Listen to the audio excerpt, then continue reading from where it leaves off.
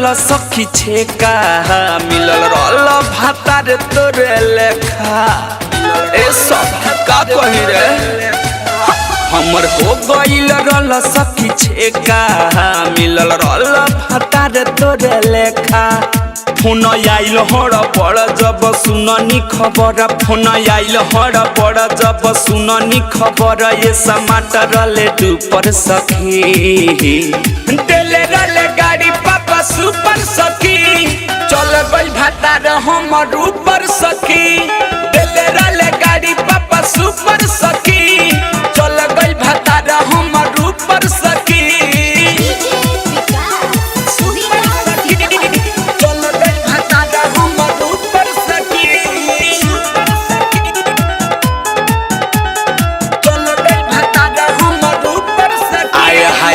पहला सुहाग हमर बुत गइल सखी बनल जोड़ी हमर छूट गइल सखी लागत रल पूरा हीरो के जैसन का कहीं करम दादा फूट गइल सखी का कहीं सखी का कह रे पहला सुहाग हमर बुत गइल सखी बनल जोड़ी हमर छूट गइल सखी लागत रल पूरा हीरो के जैसन का कहीं करम दादा फूट गइल सखी रल नियत के साफ आई बाप रे बाप रल नियत के साफ आई बाप रे बाप केहू कहे नहीं लो पर सखी देले रले गाड़ी पापा सुपर सखी चल गइल भातार हमर ऊपर सखी देले रले गाड़ी पापा सुपर सखी चल गइल भातार हमर ऊपर सखी।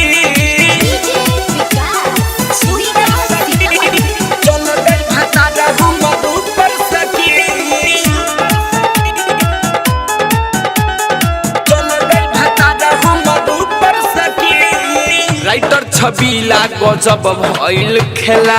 कबो ना मिली सुकयल बेला गौआ के लोग कहाँ कही रे सखी ओकरा के सब लोग हीरो कहेला का कही रे राइटर छबीला गजब भइल खेला